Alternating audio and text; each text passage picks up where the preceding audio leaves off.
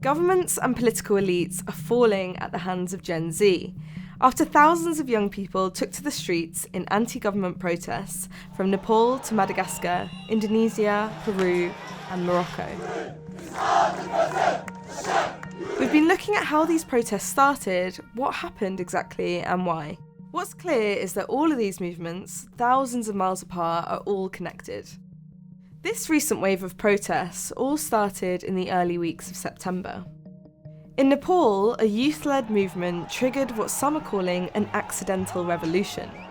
The Prime Minister of Nepal has resigned. In just 48 hours, the government was toppled, Parliament dissolved, and a new interim Prime Minister was appointed.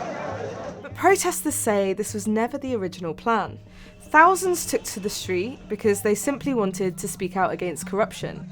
Images like this were shared on TikTok, politicians' children living luxurious lifestyles with the hashtag #NepoBaby. But the trigger point for these protests was actually the government decision to ban 25 social media apps, including Instagram, YouTube, WhatsApp, and even Pinterest. But one social media app that wasn't banned was the gaming app Discord. And this, incidentally, became the backbone for youth-led uprisings around the world.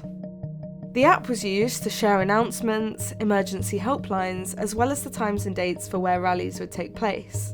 It even became a space where protesters could exercise democracy. Nepal's interim leader was chosen after a virtual vote was held on the app and involved thousands of users. Sushila Karki will be the first woman Prime Minister, following a consensus between the President, the Nepal Army Chief, and representatives of Generation Z or Gen Z. Weeks later, similar events unfolded in Madagascar, triggered by water and power outages. Madagascar's president has reportedly fled the country after a powerful military unit backed protesters over high unemployment, the cost of living, and corruption. Organisers from Madagascar had joined Nepal's Discord servers and said they were directly inspired by the events that had unfolded there. So the use of Discord is an interesting one. It actually markets itself as a gaming app. It's a form of social media that's largely unfamiliar to older generations and politicians, so in this case it really benefited the Gen Z movement. The way the protests were organised were through servers, which are part of Discord's decentralised platform.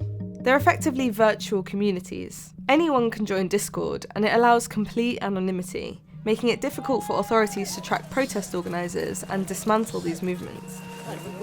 One example is a server called genz 212, and it's named after Morocco's dialing code. It has more than 200,000 subscribers and is responsible for organising the protests we've seen in North Africa.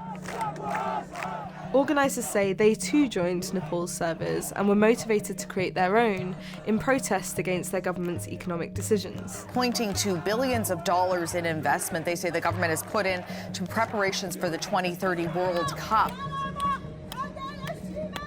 Whether it's Nepal, Madagascar, Morocco or Peru, all of these uprisings are demanding fundamental socio-economic reforms. It's unclear of where it'll go next, but what we do know is this wave of protests signals growing generational discontent, and it's not confined by borders. While we're seeing this movement across the global south right now, it doesn't necessarily mean it'll stop there.